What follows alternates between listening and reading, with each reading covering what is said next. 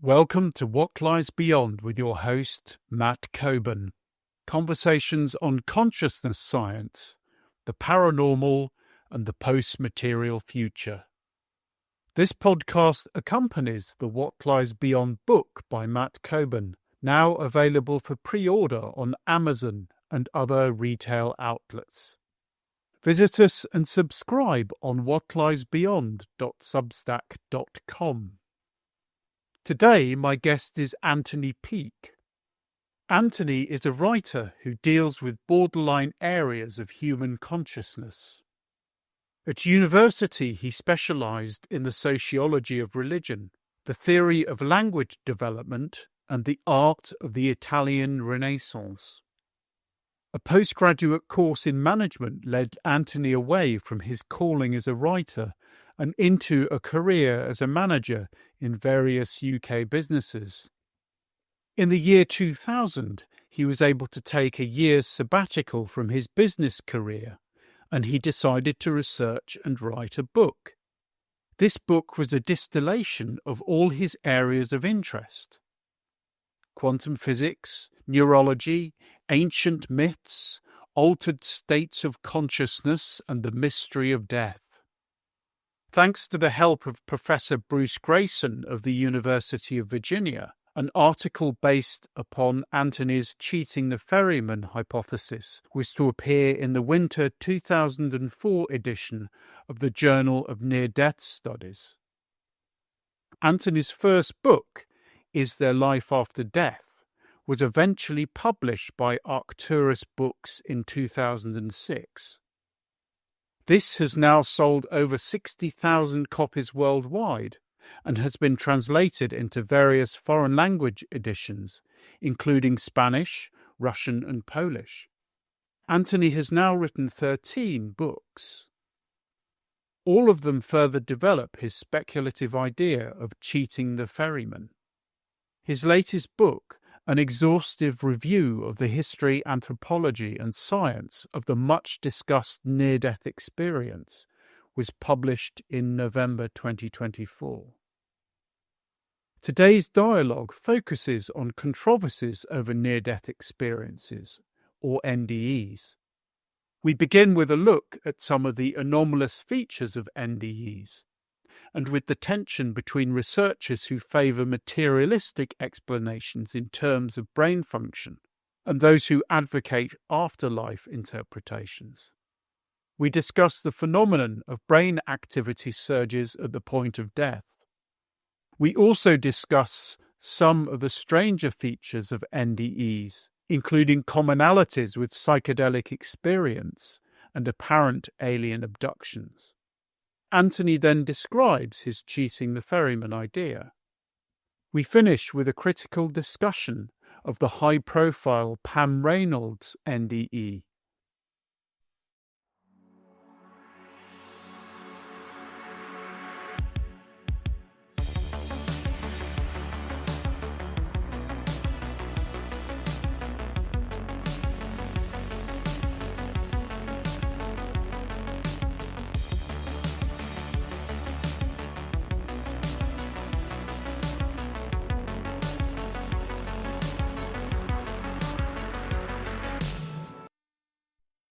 We're talking to Anthony Peake today, but before we do, and because this is a discussion about near-death experiences, I thought I'd talk briefly about how I first got interested in near-death experiences and how I came to understand the basic controversies surrounding them.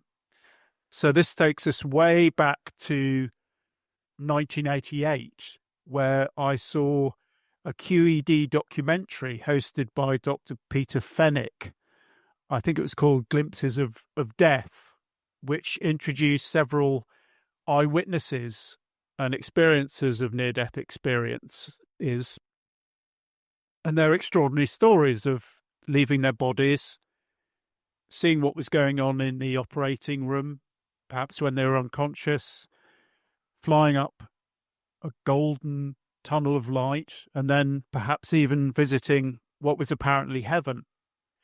And then it was only 6 or 8 weeks afterwards that I picked up a copy of New Scientist magazine, which had an article by the skeptical author Susan Blackmore called Visions of the Dying Brain.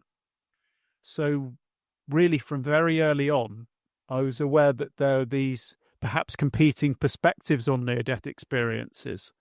So the simplest split was between the afterlife hypothesis, or the idea that they perhaps gave you a glimpse into other realms, and then this alternate dying brain idea that they were really hallucinations produced by some condition of the brain as it began to shut down.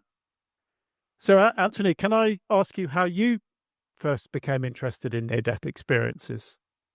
I suppose they've fascinated me ever since probably the mid-1980s, possibly, when I first came across them, from my interest in out-of-body experiences and, strangely enough, alien encounters and UFO encounters, because I found there were a number of parallels between them. But it was only when I started researching material for my first book way back in 1999 that I started to be fascinated by the neurological aspects. And initially I was trying to explain déjà vu as a phenomenon. And I then made links with déjà vu experiences, precognition, temporal lobe epilepsy, and other unusual or non-standard brain conditions. And it then introduced me to the work of Carl Janssen at Maudsley Hospital and his research that he did with near-death experiences and the parallels with ketamine. And I then became very interested. And from then I joined the International Association of Near-Death Studies. And I was delighted that my first academic paper, peer-reviewed academic paper, appeared in the IANDS journal, which was sponsored effectively by Professor Bruce Greyson. And since then, it's been a central theme of my writing ever since. And I take a very different approach to most writers in terms of the subject, as you probably know, but we'll touch on that as we move on. Yes. So I think, again, we're sort of touching on this split between commentators who tend to favour transcendental explanations and then the sort of the brain science. But it sounds like the brain science was in some ways what initially attracted you. So you mentioned some other conditions like temporal lobe epilepsy, and I'm aware that there's some controversy over the association between temporal lobe epilepsy and, say, mystical experience. So why was that of particular significance? Did you see those experiences as identical to near-death experiences or related? There were a number of parallels I found, particularly after interviewing individuals who had experienced TLE, for example, time dilation, precognition, out-of-body experiences, these kind of things. So I was particularly interested in drawing parallels between them. Now, the level of controversy, I think, is because people are confusing the issues here. There seems to be this idea that by calling them hallucinations, you've suddenly explained them. Yeah. You know, there is this kind of game going on whereby it's a catch-all. Now, for me, it's a reflection of what I call idiopathic science. It's the idea of we give something a label, preferably with a nice Latin-sounding term or whatever, and then we pretend we've explained it. And the catch-all is hallucinations. But of course, the problem here is that nobody actually knows what hallucinations are. In fact, nobody knows what is the element of sentience that perceives hallucinations in the first place. And any brain scientist, particularly people who are interested in particular areas such as consciousness studies, will argue and tell you that effectively everything is a brain-generated hallucination because our visual system is a brain-generated hallucination. Your brain is creating this three-dimensional reality that surrounds you out of a signal it's receiving from the retina, which has been converted into an electrochemical signal, which is then processed in the darkest part of the brain, the visual cortex, of an image that is inverted and postage stamp sized. And the brain itself then creates from that tiny bit of information, the visual system that completely surrounds you with all its colors and all its intensity. So clearly there's something extraordinary going on here. Now, for instance, we don't see the blind spot as an example, within the visual field. Yeah. So clearly the brain is creating from data a model of external reality. Now, when we then say that that is real, that's consensual reality. Whereas if I have an hallucination, if I have an out-of-body experience, or if I have a dream or something of that nature, that is just as real. When we're dreaming, we are in this supposedly hallucinatory world that is so real that there's light sources, there's shadows. The brain is obviously creating something very, very powerful. And of course, then we revert back to the final point I like to make with people who make these points. We know from David Chalmers with his statement way back in the mid-1990s, the Australian philosopher at the university, when he was speaking at the Consciousness Studies Conference at the University of Arizona, stood up and said, there's two major problems with science. There's the soft problem and the hard problem. And the soft problem is understanding how the brain functions and works. But the hard problem is how the brain creates from inanimate matter, or as somebody once said, electricity reacting with chemicals in the brain, self-referential consciousness with all its hopes and dreams and anticipations. This is incredible. So the thing that's perceiving the hallucination is a mystery, and the hallucination's a mystery. So please don't play around with the idea that you've explained the near-death experience by saying it's an hallucination. You haven't. You've just given it a label. Yeah, yes, absolutely. I've noticed, though, that a lot of cognitive scientists who invoke this idea of a brain-generated hallucination for everyday experience, Anil Seth is probably the highest profile one at the moment, seems to avoid the really troubling implications of that, which for me, it undermines materialism. So it's often trotted out as to bolster materialistic views. Oh, well, it's just in the brain, it's just a hallucination or even an illusion. But then you think, well, there's this obvious problem that the science we have is filtered through that illusion. Yes. So what guarantee do we have that what we think is filtered through the hallucination has any bearing with whatever real reality is? It sort of eats its tail. It's very much, it's like falling into the trap of Gilbert Ryle, in his famous statement of the ghost in the machine.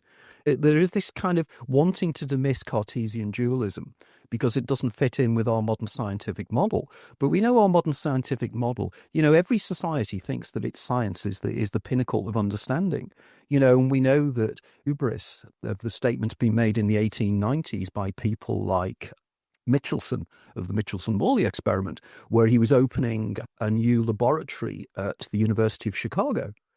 And he turned around and said, there's nothing more to be discovered. We're going to be calculating probably information to the 6th decimal point because that's all to be discovered. And he turned around and he admitted there's only one or two dark shadows. The dark shadows involve things like the photoelectric effect and the catastrophe, the dark dark body radiation. And of course, in 1900, December 1900, Max Planck turned up at a conference in Berlin and came up with his idea that the energy was quantized, come in little quanta, little packages. And effectively then in 1905, Einstein came up with his great year with his 3 great papers and effectively explained the photoelectric effect. But in doing so, it brought in a whole new understanding of science. And to me, the white crows or the black swans that cause those things are now happening now because modern science, with all its delight in telling itself how wonderful it is. For example, you apply the mathematics, you apply the formulae from quantum mechanics, which deals with the very small, to the Einstein's relativity, which deals with the very large. They don't work. They get infinities. We have 2 parallel areas of understanding, both of which don't work. And in order to work on this, we've created what I call a Heath Robinson science to explain things. And of course, the great issue with all of this is consciousness and what consciousness is. Yeah. It's like, I think there is some understanding coming with some cognitive scientists of how deeply this goes, really. I mean, Donald Hoffman's case against reality, I think I have a lot of respect for him because he's actually taken it that step further, which honestly a lot of neuroscientists and cognitive scientists don't seem to want to do. But on the other side, with the advocates of sort of afterlife or transcendental experiences, I've also seen. So, for example, we're going to talk about with near-death experiences and the brain near death. There seems to be emerging evidence, which you cover quite well in your book, that there is an electrical surge right at the point of death, or at the point where pretty much these near-death experiences seem to happen. And I've noticed with the sort of, if you like to say, the after people who are advocating in a transcendental or afterlife position, this wanting to dismiss that emerging information, because to them, if there is a surge, it negates the transcendental explanation. Yeah. So I wanted to ask you about what you thought about that controversy and the Thank you for giving me the opportunity to talk about this, because again, this is a classic example of not going too deeply into the implications of something. When the initial work came out, people like Chorwa and Bourgigian and everybody else, it was, this is proof that the near-death experience is an hallucination. So here we go again. This is proof that it's an hallucination. No, actually, it is proof that something very, very interesting happens in the brain, not only at the point of death, but immediately after death, where there's a gamma, the actual gamma waves in the brain go crazy for many, many seconds, up to 2 or 3 minutes after clinical death has taken place. There's brain activity. Now, this to me is proof of the near-death experience. So in other words, when they're saying we've now proved that the near-death experience is just some kind of hallucination that takes place at the point of death, yes, you have. But you haven't disregarded the fact that the subjective experience that's taking place within the brain that's having these experiences is incredibly powerful. Now, to me, we'll touch on my cheating the Ferryman hypothesis later. But for me, this is evidence that the brain, there's so much research being going on at the moment, the way in which it seems at the point of death, or particularly with entheogens that are taken, such as psilocybin and everything else. And again, I think it's Anil Seth that's doing the work at the University of Sussex, isn't it? Where they're discovering that psilocybin, when it's taken, actually cuts off the brain's ability to act as an attenuator. In other words, when they did their experiments there, they were expecting to find that when psilocybin made the brain link, areas of the brain would link in such a way to cause the hallucinations that take place when people have psilocybin. And for argument's sake, it would be the same with dimethyltryptamine and other entheogens. But what they discovered was completely the opposite. They discovered that it switched the brain's ability off to effectively communicate with different areas of the brain, which meant that this was a vindication and proof of the long-held belief from way back in the 1890s with Henri Bergson to people like C.D. Broad to Aldous Huxley, arguing that the brain is there to take information out. It's something that stops us having the doors of perception closed, so a broader perceptual field is opened up. But if this is the case, it means that the brain is almost stopped doing what it's supposed to do. Now, I've many much argued when I've debated with neurologists and people, I always give the example of the binding problem within the brain. If you ever want a neurologist or a hardline reductionist materialist neurologist to get really embarrassed, just cite the binding problem, the idea that we have a sense of simultaneity in the brain, that we feel, but there are different places in the brain that are being processed by different sensory inputs. Like we see a red bouncing ball, they're being processed in different areas. Now, I've long argued that this is evidence that the neuron model of the brain is not where we should be looking.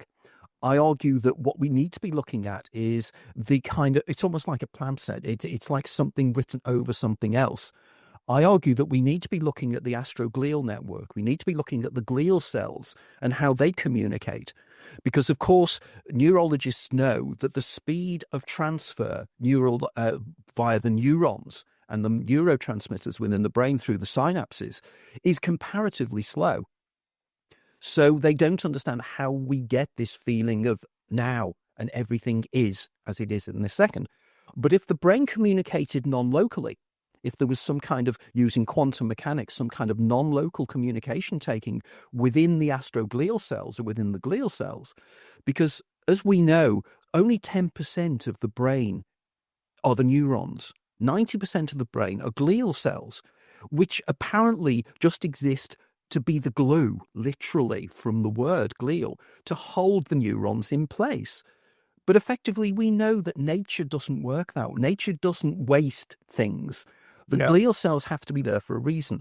And I've argued, and with research that have been done now, people like John Joe McFadden at the University of Surrey, who are looking at the biological aspects of quantum mechanics, suddenly we're starting to understand that everything works in quantum mechanical terms. So we need to be looking at this, not restricting ourselves and saying, oh, no, we know that the brain has to work with neurochemicals. Well, not really, because if you can't explain how the brain creates consciousness, you've got to be looking somewhere else. Yes, and I think, there's a couple of things I'd like to say there. So there's the first thing is I really like this linkage between what happens in a near-death experience and say what happens with psychedelics like ayahuasca or psilocybin or whatever, because the experiences have long struck me as being very similar. And this was confirmed when I read David Lewis Williams, who I think was an anthropologist, who wrote a book called The Mind in the Cave. And he was talking about cave paintings, how he thought they were basically records of psychedelic or experiences. And he talked explicitly about the neurophysiological model, which is instead of basically falling asleep, so that's one pathway to an altered state, you go along what's called the intensified pathway, which starts with sort of form constants like the constants. Yes, and then basically the later stage is a tunnel where you enter another world and encounter otherworldly beings. And this is not a near-death experience. It's trance. But I thought they're so similar that they run in parallel. In one of my earlier books, I have a whole section on claviform constants and the way in which in cave paintings, for instance, it is fascinating. I know we're going off on tangent here, but it's very important that in one of my previous books, I discussed about the Mamas, who are an indigenous tribe, I think, in the Venezuelan part of the Amazon jungle. And these guys, when they're training their young shamans, they place the children from birth in a cave. And they leave the child in the cave until they are about 10 or 11 years of age.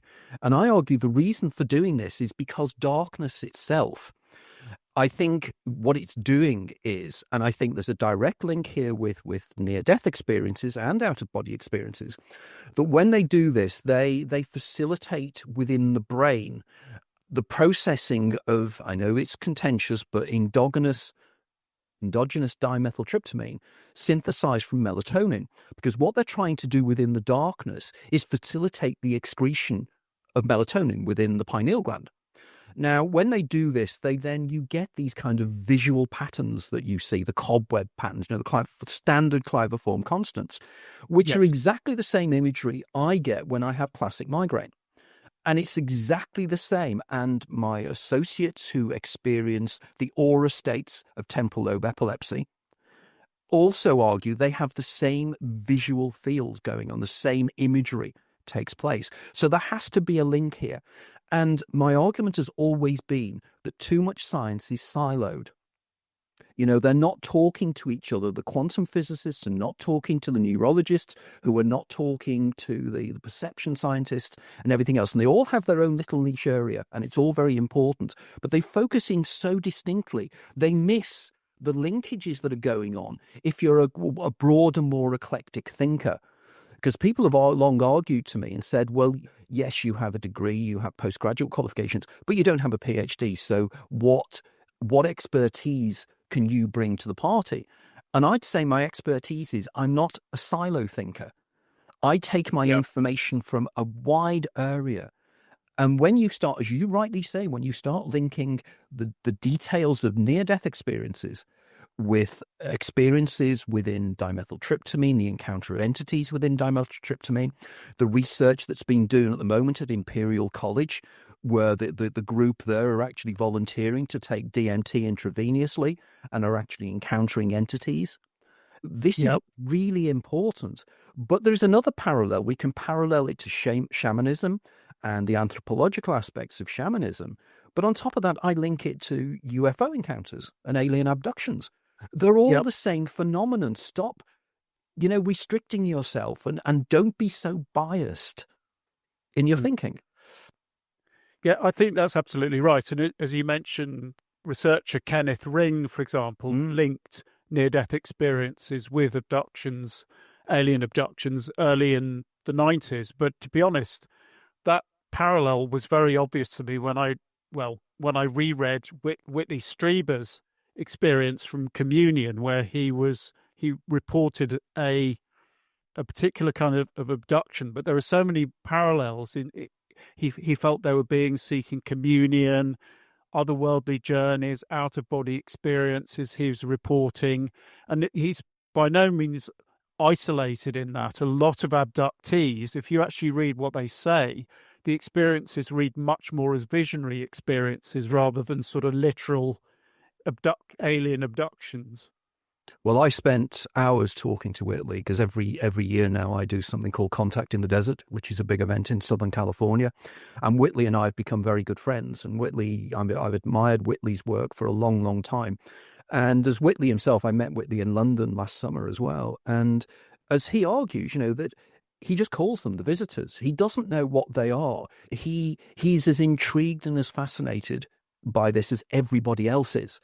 And when I do Contact in the Desert, I talk to numerous contactees while I'm there. And the one thing that comes across is these people have had genuine experiences. They're not exaggerating them, but they've had what I would call hallucinatory states. They've had altered states of consciousness where they are communing with entities that seem to have independence of them. And this is what the guys that are at Imperial College are discovering. Whereby they are encountering entities that have motivations, that seem to have existence outside of their anticipations of them.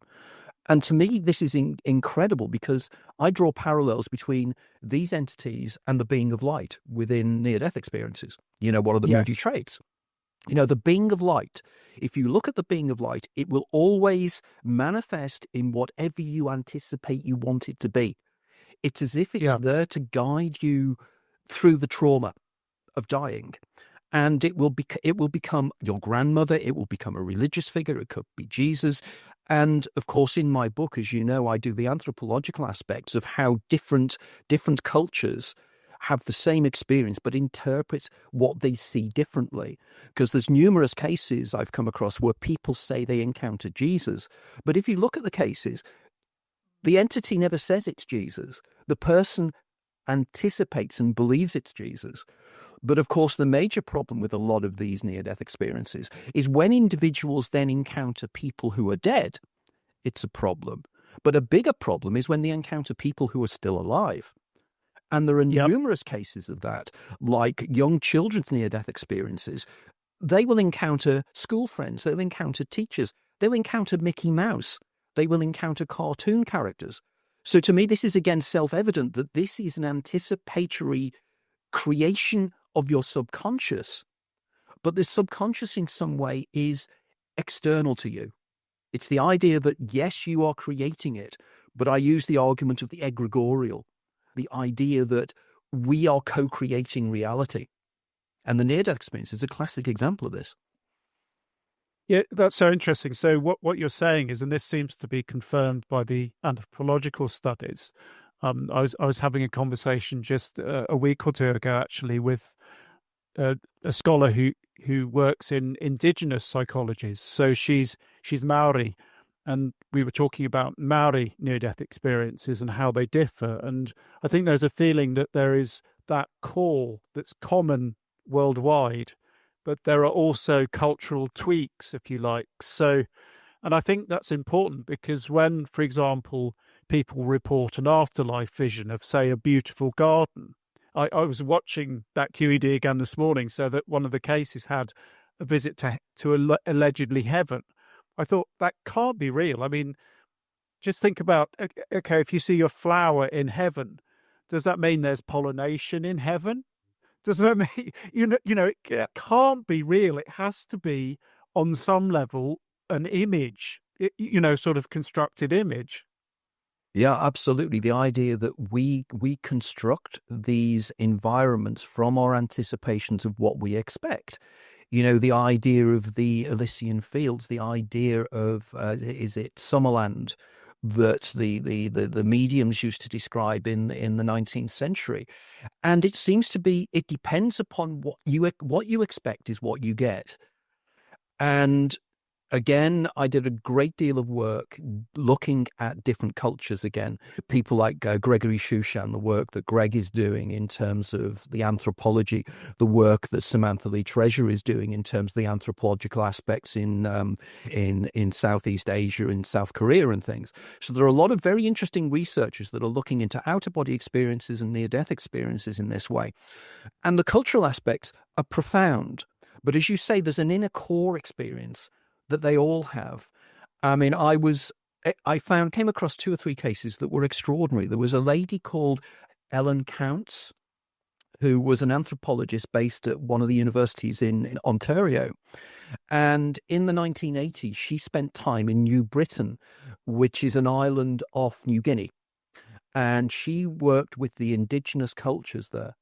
And the near-death experiences they had there were extraordinary because, as you know, anthropologically, New Britain and New Guinea were particularly affected in the Second World War by the development of cargo cults because the Americans were fighting the Japanese. And the local indigenous community believed that by evoking certain procedures, you could make planes come out of the sky, which would be full of cargo. And then you'd imitate the aircraft and you'd worship them in some way, that you get cargo sent to you. Now, when individuals from these indigenous cultures have near-death experiences, they parallel the cargo cults. Like there was one fascinating case where this guy, when he died, he was in a factory. And inside the factory were people making things, which were the kind of consumer commodities that are difficult to get to in New Britain. So his idea of heaven was this consumer society where people were making things. But another case, and the reason I'm mentioning this one is even more intriguing, was there was this guy who died, was in a near-death situation, and he was in the near-death hallucination, in raised commas, and he sees a woman who died at the time he was having his near-death experience, which again is extraordinary in the first place. So there's a veridical aspect here. But the most intriguing thing was that he was wandering in this garden area in the jungle. And then suddenly he sees this light come down and he's pulled up into the light. The light pulls him up into this house. And inside the house are these children, these small creatures that talk to him. And they start to manipulate his body. It's shamanic traveling. It's the shamanic journey. And they start to play around with his body like they do with alien abductions. But the extraordinary thing is the guy then says that he realized that the house was revolving and it was going round. And then he realized it was hovering above the ground. It was a UFO. It was a UFO encounter. And clearly, when you read through that, you realize, wow, this phenomenon is far more interesting than just simply you die and you go to heaven. You go into this kind of co-created world. And it's a world very much that reminds me of the idea of the intrasomatic and the extrasomatic, the work of Green and McCrory. Oh, yes, Green and McCready, the metachoric idea, yes. The apparitions book. Yes. And the metachoric, and the idea that out-of-body experiences can be explained because you're actually traveling inward inside yourself in an inwardly created scenario. And an out-of-body experience and near-death experiences are so similar that, again, we've got this uber experience, which contains near-death experiences, out-of-body experiences, remote viewing. They're all in there. And they're all part of not a unique experience, a universal experience that's across the world. First of all, it's if you wanted to push it one way, that would be, it's just an internal experience. But when you're mentioning, first of all, veridical experiences and also things like remote viewing, clearly information is coming out. It is an internal experience in one sense, but information is coming out from the outside in another. I mean, I just looked at Anita Moorjani's case, who you mentioned in your book. And in the talk she gives, she mentions that when she has this extraordinary near-death experience from which healed her from very severe cancer, actually, she reported 360-degree peripheral vision.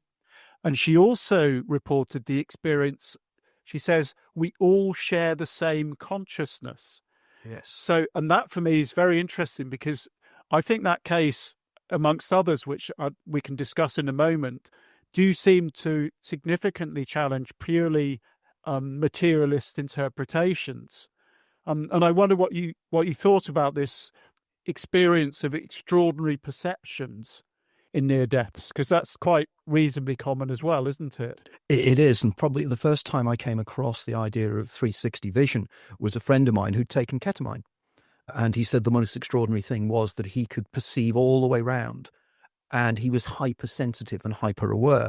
Now, of course, this then comes down to one of the major problems we have with out-of-body experiences and near-death experiences is what's doing the perceiving. Because if I'm out in an out-of-body state, how is my visual system working? Because photons are not being processed by my retina. They're not going through my eye. They're not being processed by my visual cortex, because I'm no longer attached to my body. So there must be a different form of vision taking place here. But it's the same kind of vision we have in dreams. We are not using our eyes in dreams. And we know neurologically that when somebody's dreaming, exactly the same parts of the brain fire up as if they were doing it. And there was one experiment where somebody was dreaming playing tennis. And then they measured person when they were actually playing tennis, and the same parts of the brain lit up. So clearly there is a parallel here. But to me, the point that Anita made, and I chatted to Anita a few years ago for one of my earlier books, which I wrote with Irvin Laszlo on near-death experiences. And Anita's experiences are extraordinary. And her point is a fascinating one. And the idea that, to paraphrase Bill Hicks, the American comedian, we are all one consciousness experiencing itself subjectively. And this is one of the deepest belief systems of so many traditions, cultures, religions, and everything else. The idea that we are embodied bits of a greater consciousness that is suffering from amnesis, as the Neoplatonists would call it. The idea that, as again, I wrote a book on Philip K. Dick a few years ago, and Philip K. Dick argued this in one of his novels, The Divine Invasion, when there's this little boy called Manny, and Manny is God, but he's forgotten he's God. And in order to realize what you are, you have to suffer from what the Platonists called anamnesis, which is loss of forgetting, where you override the powers of the drinking of the waters of the river Lethe. You know, the idea of the river of forgetting when you die, and you forget and you go back into the simulation, for want of a better term. But I've argued long, for the last 25 years in my writings, that we believe ourselves to be a singular being. We believe ourselves to be a singular consciousness looking out of our eyes. And I argue, rather like Julian Jaynes, with his bicameral model, that bicamerality is obvious. The way that we have two hemispheres to the brain is self-evident. There's two different areas of processing going on here. And we know from split brain operations, we know from Roger Sperry, Malcolm Gazzaniga, and the work they did when they did split brain operations in the 1950s and 60s, you cut the corpus callosum, you end up with two personalities. So therefore, we're already not a singular personality. But if we take that further up, you realize that probably there are gradations, and that what we all are embodiments of a greater consciousness, a consciousness that I call the Uberdaemon. which I think is the equivalent of the Jungian collective unconscious. But in the final chapter of my last book, Cheating the Ferryman, I also argue that above that, hypothetically, because I can't prove it scientifically, is what I call a Godemon, which is the equivalent of the Or Ein Sof within Kabbalah teaching. It's the idea the Vedantaists have about the idea of Brahman. And we're all living in this illusionary reality they call Maya. Now, if you can parallel these with science, we're into some very interesting areas here. So people, when they have out-of-body experiences, when they have near-death experiences, they regularly claim they have what's called the oceanic feeling. Buck talked about it in his 1900 book, and the idea that there is, when you're in certain mental states, you move into this oceanic feeling that you are everything and everything is you. And this comes back to the work of people like David Bohm, for example, and his concept of the implicate and explicate orders. And the idea that at a lower level of reality, everything is a unity. And this is what we're discovering now in cosmology. The idea, the big thing at the moment within cosmology is the holographic principle. The idea that we're existing within some form of hologram. Now, the whole central principle of holography is that the parts are the same as the whole. So if you take a holographic image and you smash it, unlike a normal picture, if you cut it, you have just that part of the picture. You smash a holographic image up, you have a denuded image. In each part, you have a denuded image of the whole. So that's what you call a wholeness and the implicate order. And the idea is that we are part of that overall massive consciousness. So ultimately, and this is not just me saying this, but a lot of quantum mechanics people and a lot of other individuals that are researching quantum mechanics will argue that that everything is a singularity. Everything is entangled, to use a term from quantum mechanics. Once you put subatomic particles in the same quantum system, and then you move them great distances apart, you do one to one particle, and the other particle reacts instantaneously, which means that, as Bohm argued, at a lower level, everything is a singularity. And for argument's sake, and I've used this in one of my books, if at the point of the Big Bang there was the singularity point, in which case and everything that exists that's material and energy all came from that point particle 13.7 billion years ago or whatever, that means everything was entangled at that point. And all we've done is the entangled particles have just moved out. It's just that our brains, going back to the argument of the attenuator, our brains are not attuned to see the wholeness with everything. And it's only when you have out-of-body experiences and near-death experiences that you realize you don't need your eyes to perceive, because you are what you are perceiving. There's a feedback mechanism going on here. Again, there's a lot to sort of think about in what you've said. But for a start, I would say that what this implies is that these sort of the quantum mechanical theories like Bohm's could almost be said to be the external indications of this deep interconnectedness, non-local interconnectedness. But that sort of mystical experiences are in the internal version. The second thing that I would say is that there do seem to be degrees of intensity, don't there?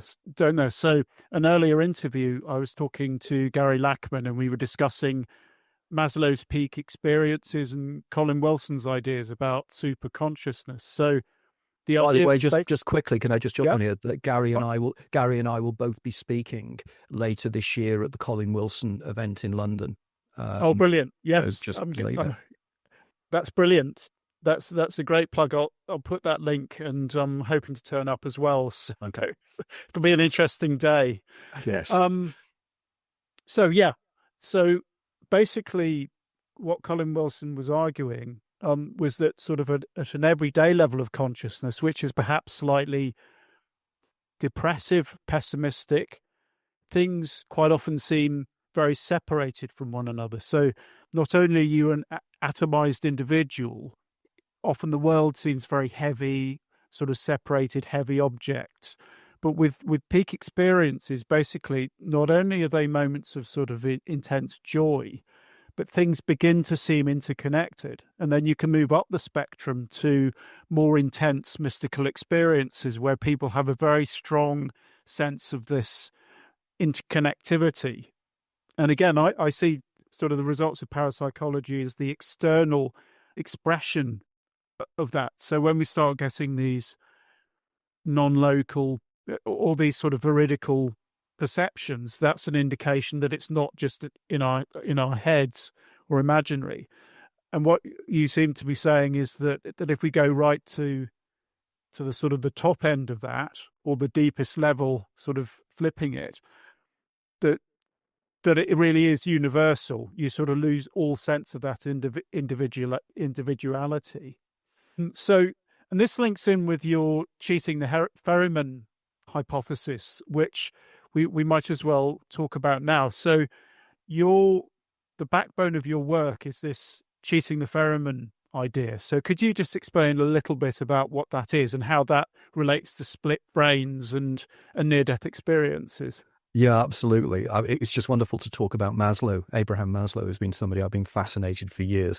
And in fact, as you know, my surname is Peake. So I used to call one of my podcasts The Peake Experience for obvious reasons. But going back to cheating the ferryman, cheating the ferryman is something that I've developed and continue to develop over the last 30 years or so.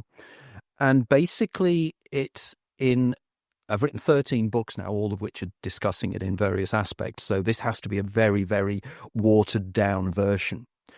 But I'm intrigued in trying to explain near-death experiences, what takes place at the point of death. And when you describe the moody traits of out-of-body experiences and everything else, what is really going on here? And what I argue is that neurologically, something very curious takes place at the point of death within the brain, something that's been vindicated by the work of Chalwer, the work of Bourdieu, and funnily enough, a really fascinating incident that was reported in 2022 when a Canadian guy living in Germany fell off a ladder. He was 87 years of age or something. He fell off a ladder and he was taken to hospital. And it's reported by a guy called Vicenti. So that you can find the paper. It's by Vicenti et al. And he died in a state of status epilepticus while he was in an EEG. His brain was being scanned, he had EEG stuff. So for the first time, they were able to literally monitor a dying brain. And again, exactly the things that happened to Bourdieu's rats.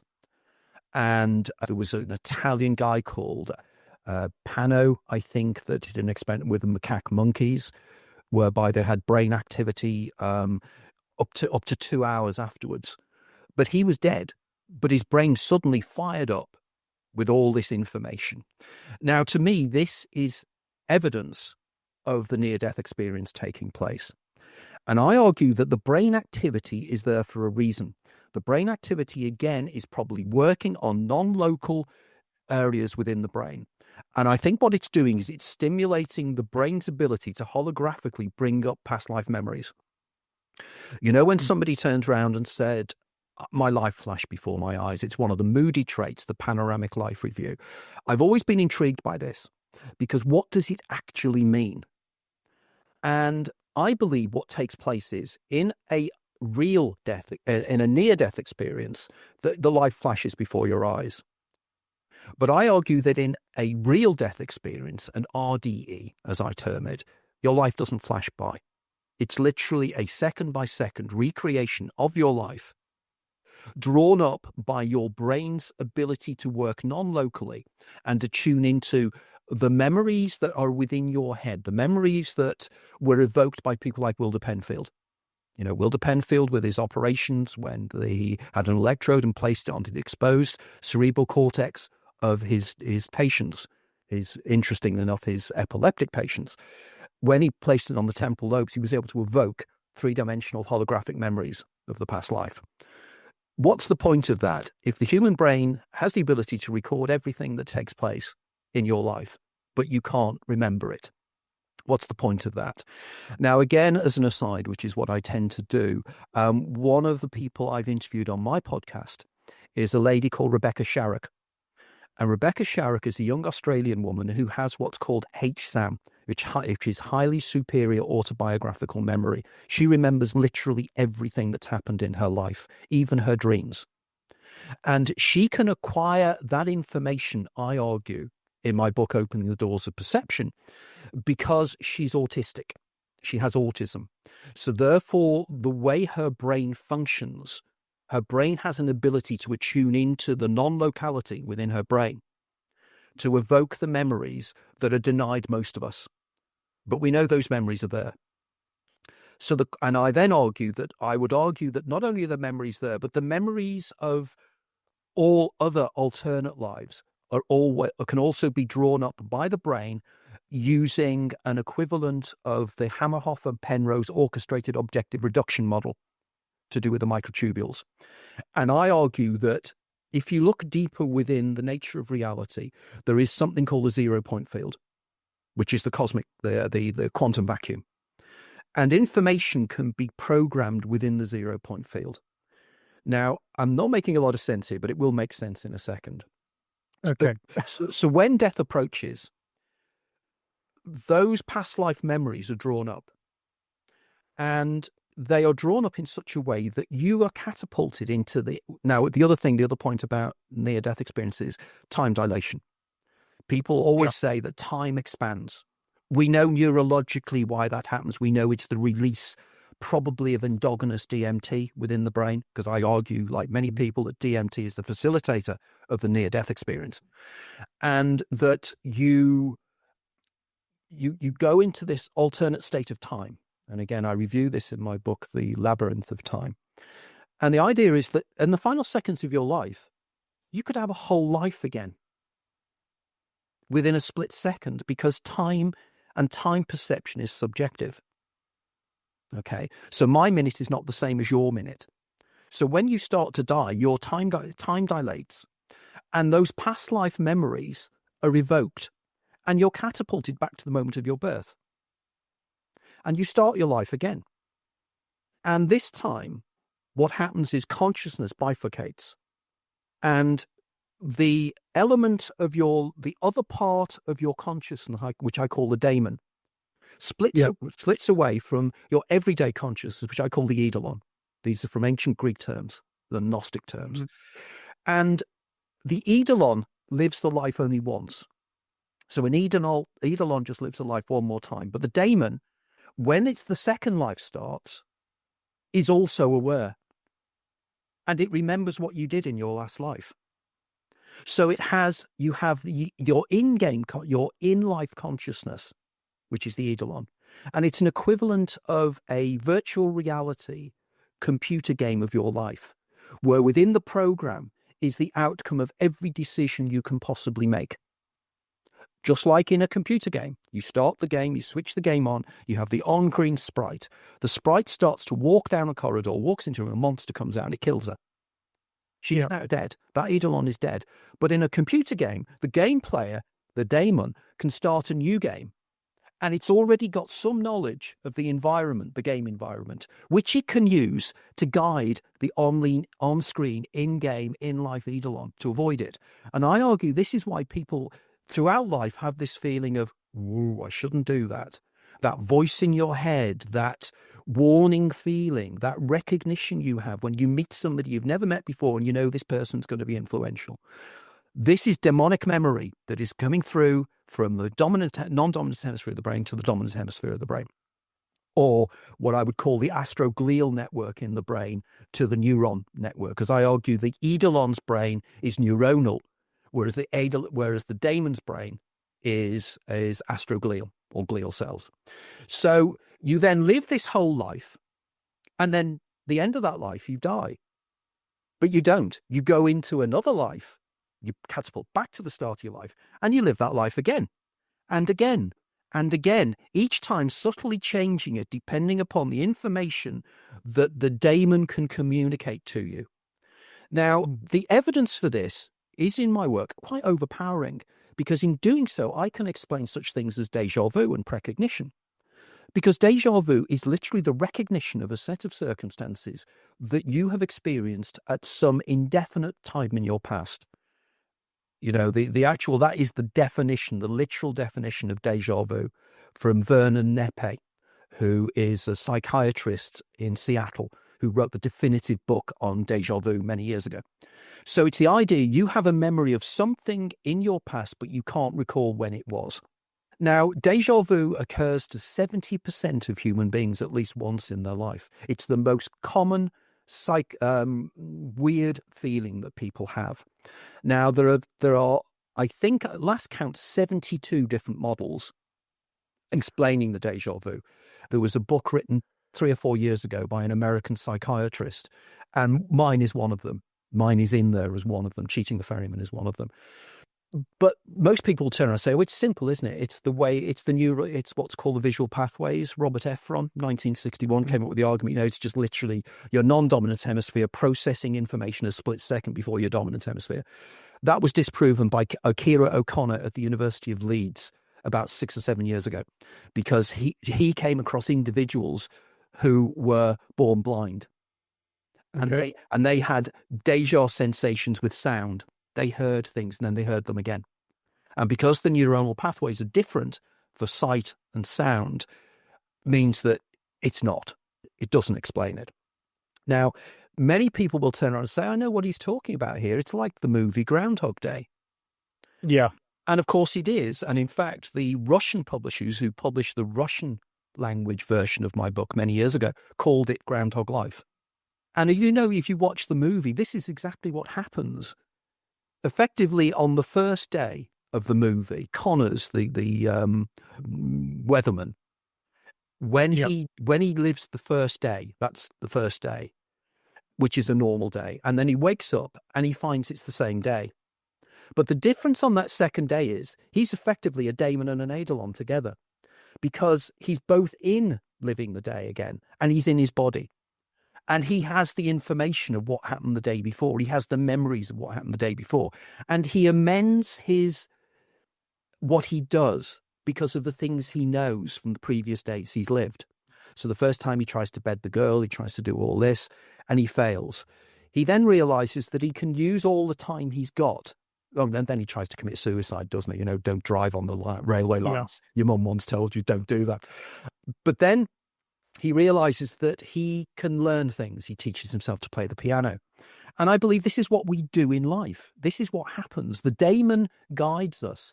And depending on how open your doors of perception are, is how effective your daemon is communicating with you. For example, people who experience temporal lobe epilepsy, I argue the daemon can communicate far more regularly.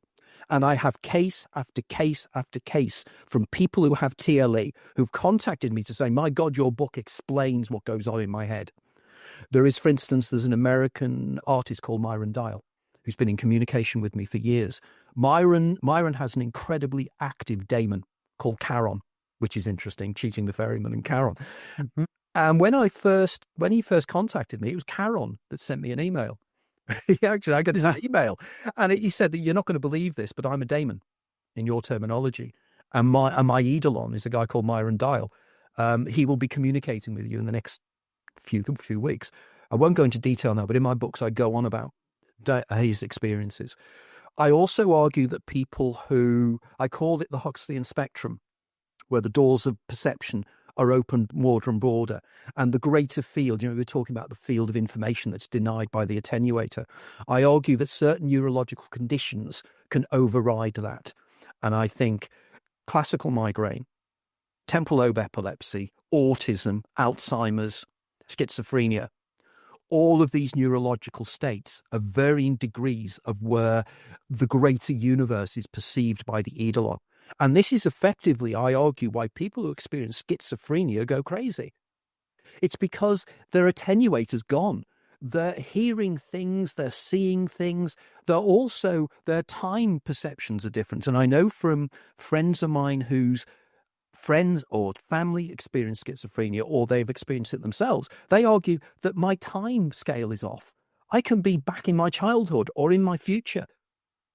And it's because the wheels have come off the brain's ability to act as an attenuator, which has now been proven. And this is one of the things I argue all the time. Over the years, my hypothesis has been proven time and time again by actual empirical research. There's so much evidence for it now, but nobody's joining the dots. So I argue we all do this. And in fact, I interviewed the guy that wrote the original script for Groundhog Day, whose name escaped me now. And he told me that he said he had Connors living 6,000, Rubin. He said that he had Connors living 6,000 lives. And I argue you can live as many lives as you want. And then at the end of the final life, you then die properly and you move on. But that's all happened in a nanosecond before you've died. And this is what all this brain activity that has been seen in these experiments. It's the panoramic life review. It's cheating the ferryman. It's evidence that the brain is going crazy, because they say the brain in these circumstances becomes very singular in its communication patterns. Well, it will be, because it's drawing up the information. So basically that's very quickly cheating the ferryman. Yeah, so there's a lot to say about that theory, but what I would say is that what I like about it is that it takes us beyond these old polarizations. So it takes us beyond the polarization of either it's these are materialistic things happening in the brain, or they're somehow transcendental in a generally unspecified way. And I do like the way that you're tying together a lot of these different threads as well. And it reminds me of some of the conversations I've had this season. So, for example, we talked about peak experiences, but I've also had conversations about precognition and the possibility that they might be explained by non-local connections in a sort of Bohmian way. And then Mark Wittmann was talking about time in schizophrenia, about how we have this sort of ability to sort of tie things together temporally in packages of about, I think it's about 3 seconds or so. So that's the metronome beats. Yeah, that's right. Metronome beats or packages of conversation. And in schizophrenia, apparently what happens is that falls apart. People can't make those connections, which resonates very much with what you were saying. But again, this is all quite piecemeal. And I think I need to have a look at more of your books and information, because it is such a novel approach to these long-standing problems of consciousness. But I think it ties in quite well with, say, Bernardo Kastrup's idealism, the filter theory that we were talking about, ideas about consciousness and time. That, yeah, a very, very interesting and provocative hypothesis. How did you come up with it in the first place? I didn't. Literally, I felt I was like Schliemann excavating Troy. I had a vague idea where I wanted to go, like Schliemann with the hill of Hisseluk. It was standing in front of me, and I just started excavating. And as should be the case, I did not write my book in order to find information to shoehorn into my hypothesis, which I've been accused of on various occasions. It was quite the opposite. I had no idea where I was going with that first book, and it literally started off as an explanation of the déjà vu, and it started moving then into near-death experiences, and it was the information I found that made me think, oh, that could be this. And then people contacted me, and then I had a couple of people who had temporal lobe epilepsy who contacted me, and it worked that way. So literally, the hypothesis or the speculation, it is not a theory. Scientifically, it is not a theory. It's probably only speculation, but it's speculation that is being shown to be an explanator. And surely, if something can explain things that people cannot usually explain, it must have a degree of validity, even if it's just as an explanator. And I think that's profoundly important. So no, I didn't plan it. And since then, the other books I've written have all been then exploring particular aspects of the overall theory. Like my book on opening the doors of perception is about perception and the levels of perception. But I always start with the science. I always start with logic. I always start with the art. And this is, I think, why my work is not as well known as many people believe it should be. And it's because it falls between two stools. As you quite rightly say, I do the science, but I'm also willing to accept the subjective, phenomenological aspects of these experiences. And it means that I'm stuck on the bridge between the two groups. In other words, the scientists think and avoid my work like the plague because they think I'm some kind of new age woo-woo wacko, but they haven't actually read my work. And then you get the people who want to believe anything. They hate my work because they consider me to be a materialist. And indeed, I get more vitriol and dislike and criticism fired at me from the believers than I do from the scientists, because the scientists just ignore me. Yeah. I seem to remember seeing on your Facebook feed very recently that you'd had some pushback from one of the podcasts that you'd done that had been very widely listened to. Yeah. It's a shame. I mean, I think this is another thing that I've noticed in these sort of controversies in things like, well, parapsychology, ufology, all of these things, is it's the amount of vitriol, but also that people tend to react first and think later that if there's an idea people don't like, they tend to reject it without thinking. So, for example, when I announced that I was having a skeptic, Chris French on, I got some pushback from Facebook saying skeptics don't want to listen, blah, blah, blah.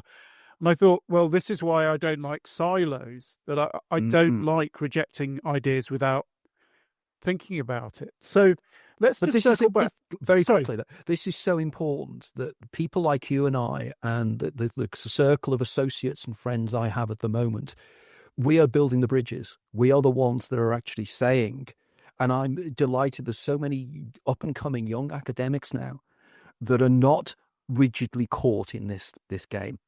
And there are people who, as you say, people criticize my work without reading it. Because they do. They see me on an interview like this and they think, I don't like what he's saying, he's a materialist reductionist. I'm not. I'm a rationalist. There's a difference. To me, 1 and 1 equals 2, and I will not jump to conclusions unless I have the scientific proof of it in the first place. Sorry, I just jumped in there. No, it's fine, and it resonates with how I think about this. And actually, the sadly late Alan Gould, for example, who was a researcher in psychologist, neuroscience, parapsychology, he wrote a very good book on survival. And at the end of the book, he goes, I don't like the rejection of data on faith. So he wasn't just meaning mediumships rejecting neuroscience. He meant neuroscientists rejecting mediumship, but also experimental parapsychologists rejecting spontaneous cases. And for me, I thought that was a really important lesson to absorb, that what you do is you don't reject data, you take on the data points and you try and build this broader synthesizing story. Well, I think that's a very important point because, funnily enough, one of the things I wanted to talk about, we probably won't get around to it now, is the Pam Reynolds case. And to me, I'm a huge fan of, and people will condemn me for this, for Keith Augustine, the guy that's written some excellent papers, and Worley and people like that who criticize the case. And there's a lot of things you can criticize about the Pam Reynolds case. But my problem always is that what you can do is you can come up with a whole series of scenarios as to how somebody could have an out-of-the-body experience using science, and you could dismiss it and say, oh, she could have heard it because the clicks were in a certain way, and, she couldn't have done this because of that, and everything else, and try to explain and put together a scenario to explain an experience somebody has had. And people then fall into the trap of thinking, because I've set up a scenario that can explain, like Chris French, I can set up a scenario that can explain how that happened. Doesn't mean it didn't happen. It just means you've set up an alternative explanation. So don't fall into the trap because you feel you can explain it using science and all these other things. But you can't accept. It's like the way in which scientists, I love this one, the way in which scientists, when two people see hallucination and they share it, it's a folie à deux. And the explanation for a folie à deux is that in some way, two different brains in isolation process the same information and see it and share it, and it's the same. And that's a folie à deux. But that suggests telepathy. So in other words, scientists are happy to use things they don't like and cannot explain, telepathy, to explain something they dislike even more, which is collective hallucinations. Now, my argument is collective hallucinations are part of the attuning into the greater informational field, which is just as good an explanation. No, it's fine. I mean, if you've got a little bit of time, why don't we talk about the Pan Reynolds and the other case that would you be happy doing that? Yeah, no, absolutely. I mean, this is one of the areas where I get very disillusioned with my fellow writers in near-death experiences and everything else, because every single book you read on near-death experiences, almost without exception, are just a series of anecdotes, aren't they? It happened to Fred, it happened to Bill, this happened to me, this happened to me. But what they never do is say, well, all the cases are all subtly different. Then they don't make sense. And if the similar cases don't make sense, you need to go back and say, well, what is the phenomenon? What is taking place with the phenomenon? Which is what I do. But the other thing that a lot of writers do is they copy each other.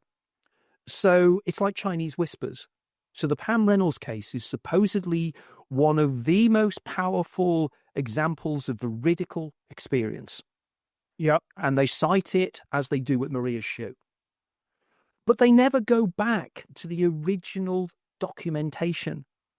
They never go back to the original interviews to find out what really happened. They just reiterate the same thing. And the amount of times I've come across pure exaggerations and, let's say, mistruths being said about these cases that did not happen. But with the Pam Reynolds case, for instance, Pam Reynolds was a lady that had technically an inoperable, it wasn't a tumour, I think it was a blood... It was an aneurysm. Aneurysm at the back of her head, wasn't it? And they needed to operate, but in order to operate on her, they had to do a process called standby. This was way back in, I think, 1991. And standby involved lowering her body temperature to 60 degrees Fahrenheit. In which case, what would happen is that literally they would also flatline her. So she was technically, for all intents and purposes, during the operation, dead. There was no brain activity, no EEG activity. She was flatlined. But apparently, during the operation, or when the operation started, she became conscious. She heard the sound of what was called a Midas Rex saw. It was something that the surgeon was using to cut into her head to get to the aneurysm. She heard this, and then she said that she felt herself fly out the top of her head, and she's outside of her body, and she's watching the surgeon cutting in to the side of her head. She also said it was extraordinary because the way in which her head had been shaved.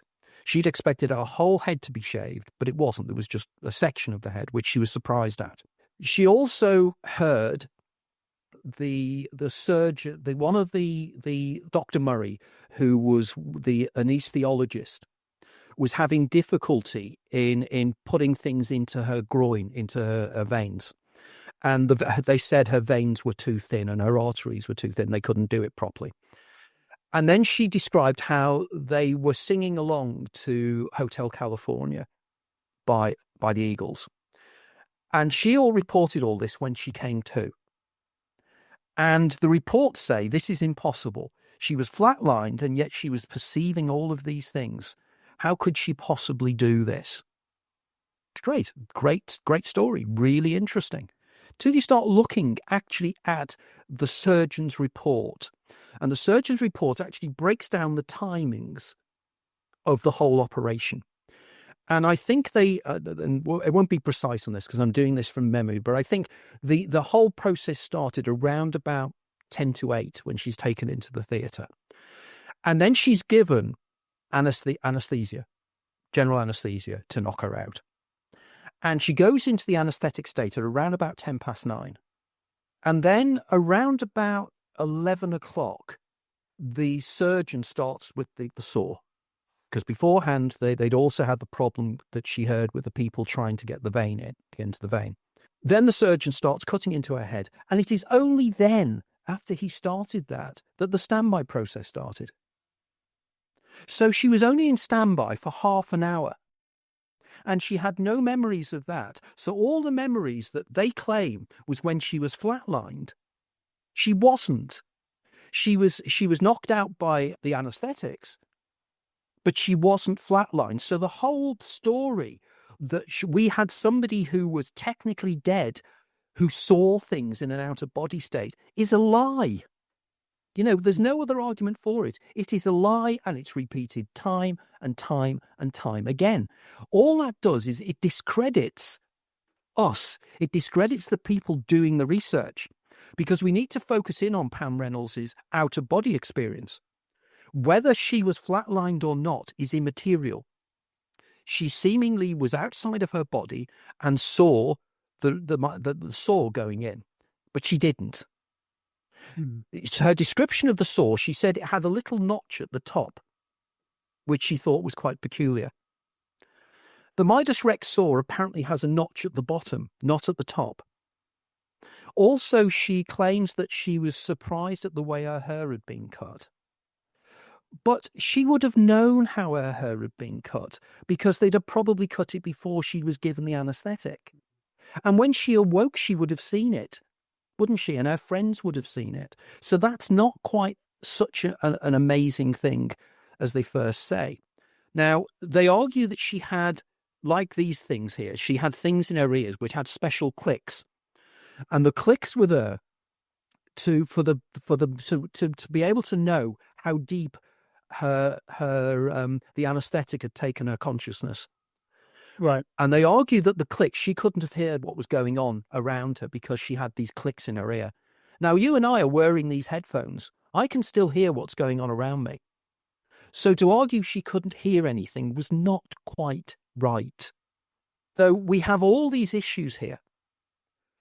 But the counter-argument is she could have been out of her body, because there's so many other cases of veridical NDE experiences where people do discover things that they couldn't have possibly known. Penny Satori's case of patient 10, for an example. So there are other cases which lead you to believe that consciousness can exist and perceive outside of the brain. But to just make out that story was the killer story is wrong. And most of the things I've quoted here are from the original material and the Keith Augustine paper. But also there was somebody else I met whose name escapes me. I was trying to find his book earlier on today, who was a neurologist. And he wrote a fascinating book. I met him many, many years ago. Really interesting book. And he discusses the Pam Reynolds case. And one of the things that he pointed out to me, and he points out in his book, is the one thing Pam didn't see. When she was seeing her hair cut, you know, the way her hair had been cut, the one thing she missed was her head was held in a metal vise, which was covering her head to hold her head still for the operation. But she didn't see that. So it means that some of the things she saw were correct, but could it be her brain was creating them from the sound she heard? You know, she heard the sound. She said it was a perfect D, the sound of the drill.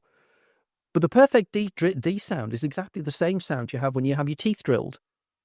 So it's exactly the same sound. So could her brain have confabulated a set of circumstances around what she was hearing? And that's not unreasonable. You know, in other words, we need to apply Occam's razor here. Usually the simplest explanation is normally the one that's correct. Now, either Pam did physically get out of her body and see things without eyes and float around, and as we discussed earlier, I could argue there is a model that can work in. Or she literally, it was like a dream sequence when she was coming to. When she was coming out of the anaesthetic, her brain, she had subliminally heard all these things in a kind of a quasi-conscious state. And then the brain had confabulated a dream scenario around the circumstances as she was coming to. Now, to me, that makes actually slightly more sense, but it doesn't invalidate the case. At the point I was making before, it doesn't invalidate the case because it could still have happened as it was described, that she said she had an out-of-body experience and she met up with her grandmother or something. So there's a lot there to unpack. And in my book, I unpack that. I have a whole section on the Pam Reynolds case, but I try to put it right. Michael Sabom did some fantastic work on it, but it's not the full story. You have to get the counter-arguments as well, because otherwise the people like Chris French and his associates will beat you up. And the skeptics will beat you up because you've already embarrassed yourself by not giving the full facts.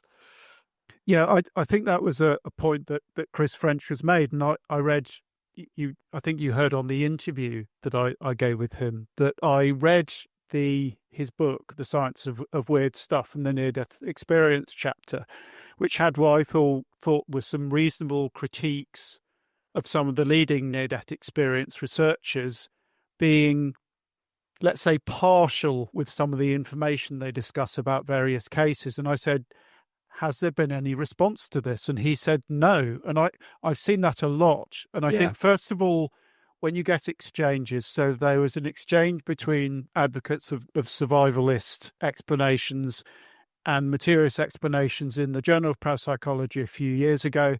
There's one in the Journal of Scientific Exploration much more recently. And what really struck me was that quite often the disputants ignore each other's points. So strong points are made, and then you think, oh, what's the reply to this? I want to hear a good reply. And the strongest points by the opposition are ignored. And I think that's a very not a good way of conducting debates. It's like Susan Blackmore. I mean, I've been involved in conferences, online conferences with Susan Blackmore and various other people. And one of my close friends is a guy called Graham Nichols. Now, Graham Nichols is extraordinary. He is an out-of-body experiencer. And his out-of-body experiences are powerfully veridical and quantifiable. Graham knows he has these experiences. In fact, it was Graham that approached me after I wrote my book, The Out-of-Body Experience. And Graham approached me and said, yeah, your book is excellent, but believe me, you can see things in out-of-body states, because I was taking very much the McCreary argument of the intrasomatic and the metachoric, the idea that you model. It's a model you create, which you go out into. And Graham I met up for Graham for lunch, and he explained to me about his own experiences. And one of his experiences is completely ignored by the critics. And I'd like to put it out here now to anybody who's out there, explain this one if you can. Graham was lecturing in early December 1999 in London. And when he was lecturing, I think he was lecturing on art, because he's also an installation artist rather than near-death out-of-body experiences. But while he was lecturing, he felt his knees buckle. And he fell to the floor. And he came to, and he was in a jungle. And he could feel the heat around him and everything else. And he walks to the jungle and he parts the plants. And he's stepping into the corner of Wardour Street and Old Compton Street in Soho. And he's standing there. And he said that a kid, by the way, I videoed, if you go on to Anthony Peake and Graham Nichols, I videoed Graham explaining this and the location that I'm talking about. All right, great. We'll put a link in. Okay. So Graham stands out, and he was really there. You know, he could feel his hands, and a kid ran past him, and he felt the displacement of the air as the kid ran past. And he could hear in the distance people going, Graham, are you okay? And it was people in the lecture theatre trying to bring him through. So he's standing and he looks round, and he looks down, and I think it's Old Compton Street. I might be corrected wrong about this, but he looks down the street, and to see an explosion take place halfway down the street. And people are coming out, the screams, people coming out covered in blood, and they're staggering all over the place. And Graham then finds himself rising up, and he comes to. And he turns round, and he had 6 or 7 people come over to him. All of these people witness this. And he turned round, there's going to be a terrorist attack in Soho, in a pub. He described the exact circumstances. 10 days later, the Admiral Duncan pub, the nail bomb, took place in exactly the location that Graham perceived it to be. Now, to me, there are only 2 explanations for this. No, 3. Coincidence. Okay, coincidence. Graham happened to have this experience, and in the experience, just by sheer chance, he happened to describe the exact experience and the exact location. This is not somebody turning around and saying, I've had a dream and I dreamt of a plane crash. This is specific. So statistically, I know as a statistician, the chances of that are just, and Chris French I love Chris French's opinion on this, as to how you can apply the law of large numbers.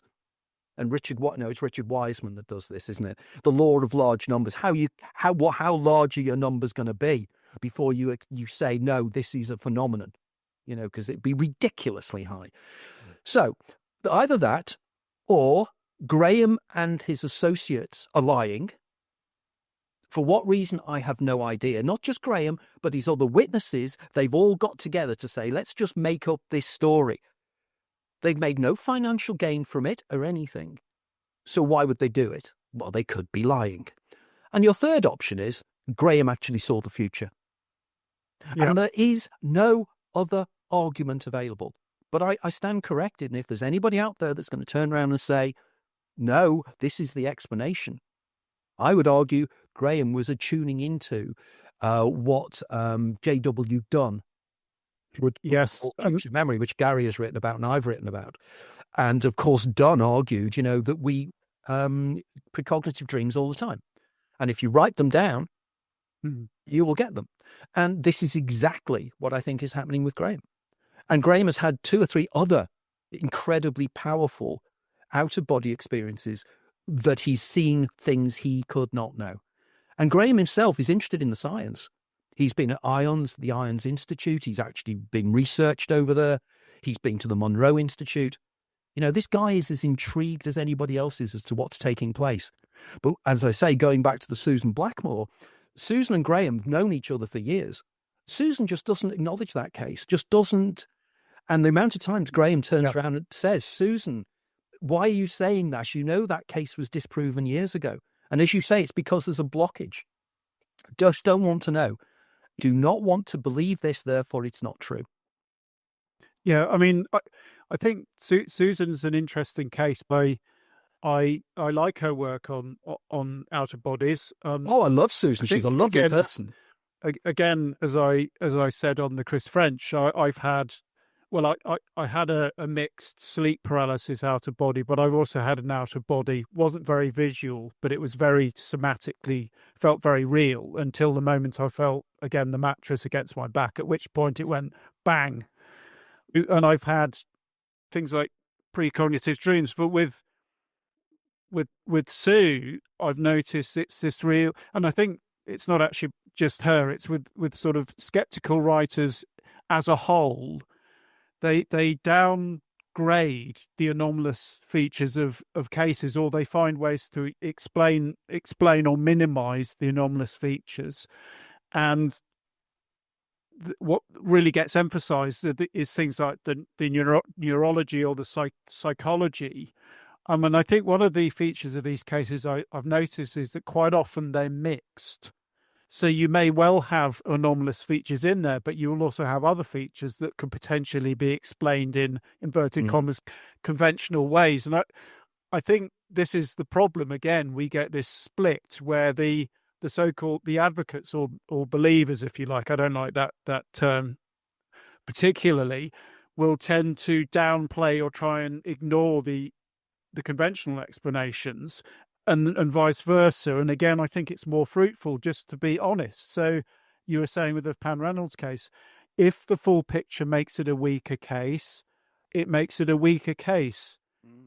On the other hand, if you have anomalous features that you struggle to explain, don't just dismiss them, put them on the record as well. So I'm very much put all your cards on the table. Yeah. If they're contradictory or you don't quite know or it's messier, that's fine. Life is messy. Well, that's the issue, isn't it? The argument is, and it's a quite unreasonable one, that if these things do take place as they're described, our whole science is in error, isn't it? It means it questions, and the very fact that we are using the fruits of materialist reductionist science to communicate now. Without all that, it wouldn't. And I'm completely at home with that. I'm happy with that. I'm happy. I'm also happy in my writing. I'm happy for if people criticize me, that's fine.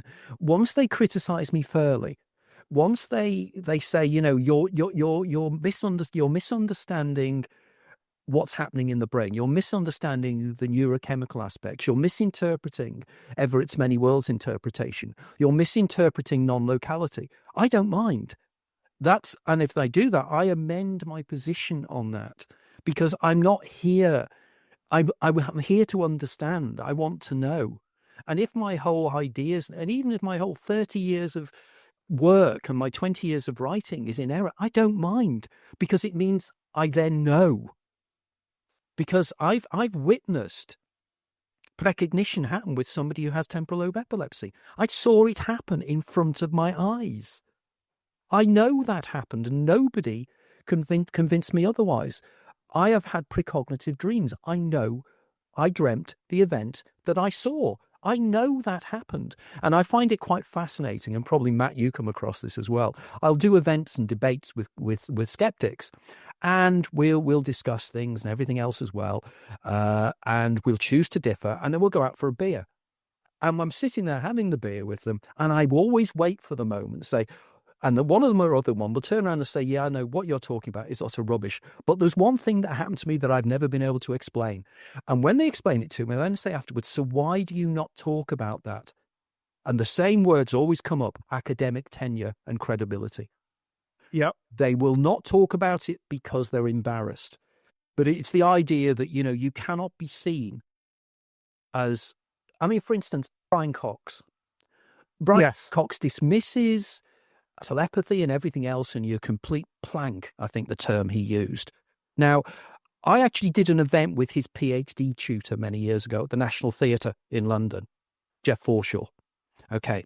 And I was sitting having a coffee with Jeff at Manchester University, where they split the atom, and he's the professor there of quantum physics.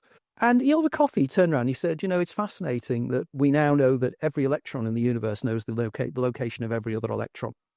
Okay? That was over a cup of coffee. And the book that Jeff and Brian wrote together, the subtitle of it is Everything That Can Happen Will Happen in the Multiverse. So Brian Cox is a believer in the science of the Hugh Everett III 1957 PhD thesis into the many worlds interpretation and its many other variations. And he has to, for one very good reason. You know why? There's only two alternatives. If the universe was just one universe that occurred just once, it got everything right first time for the evolution of sentient self-referential consciousness. It's called the cosmic anthropic principle. And it's the idea that everything has coincided, the Goldilocks enigma, the idea of how this happened.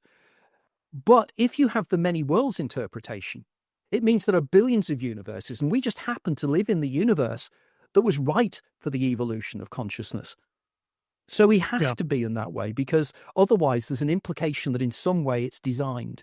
And of course, the argument for design is the William Paley stuff, and people don't want to go there because it implies something designing it in some way. And that's deist in one way or another. But the question is, you go where the information tells you. You don't say, I'm not allowed to do this because I don't believe in it. You just go where the information goes. Just follow your nose. Yeah, but that's it. And I think William Corliss, he was an anomalies collector in brief, but he said something in one of his newsletters, actually, never close the door on anything. So he'd just collect this information. Sometimes it would seem to confirm one thing, sometimes another. You just keep collecting it, try and build a broader picture with it, but just remain open and have it as an open inquiry. And I think that's possibly a good place to start to wind up as well. So Anthony, just some finishing thoughts on this extraordinary journey that you've had. Where would you like to see near-death experience research go next, and also the research in terms of your own theory and getting further confirmation? My own speculation, or not a theory. I think we need to sort of broaden the field. We need to move away from, just as I said, collecting the anecdotes, working under the assumption that the plural of anecdote is proof, when of course the plural of anecdote is not proof, it's just a series of anecdotes. So what we need to do is diving into, as I'm doing and people like Gregory Shushan are doing and various other researchers and people in the OBE world such as Samantha Lee Treasure are doing, is they were just looking at it with a much broader swathe, so bringing in the UFO aspects, the abduction aspects and everything else, because we'll end up with a much better, accurate picture. Because I genuinely believe that if we do that, we will crack it. It will be a paradigm changer. The Thomas Kuhn idea of paradigm change.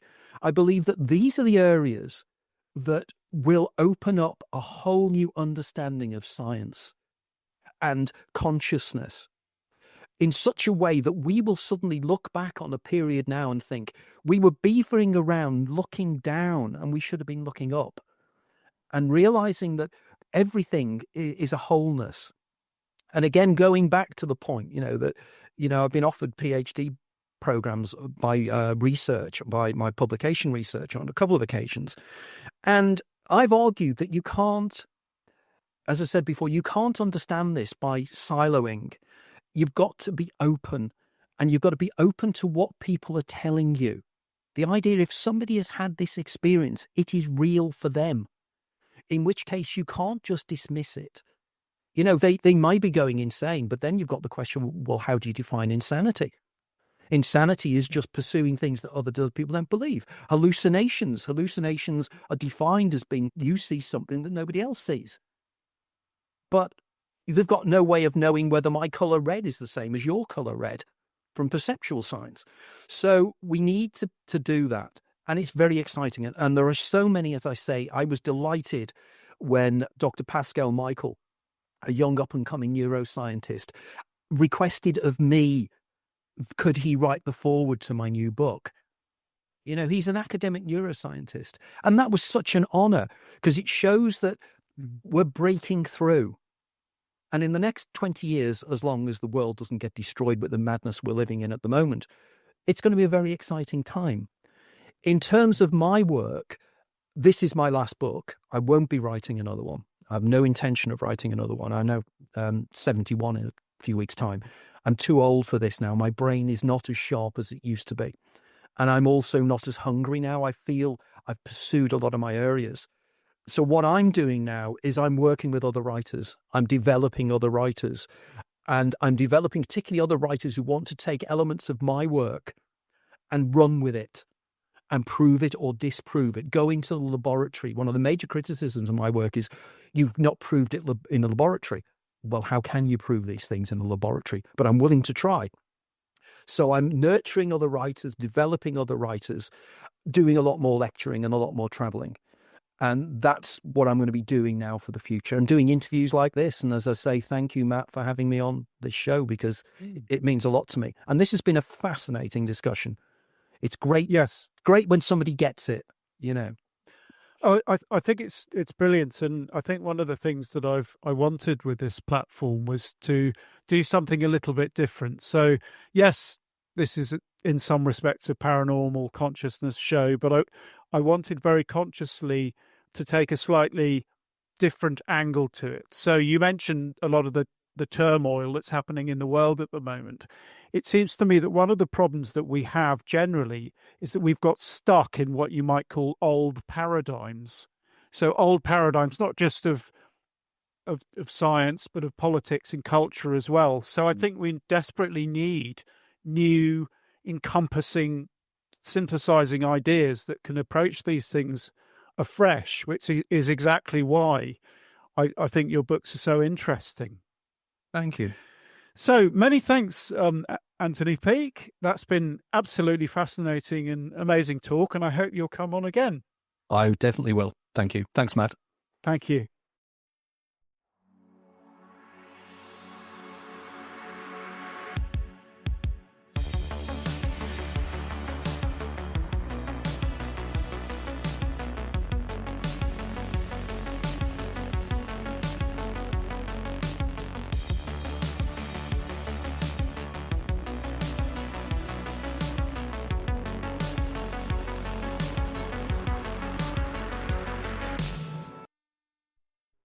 What Lies Beyond with your host Matt Coburn. Conversations on consciousness science, the paranormal and the post-material future. Visit us and subscribe on whatliesbeyond.substack.com. What Lies Beyond the book is now available to pre-order on Amazon and other retailers.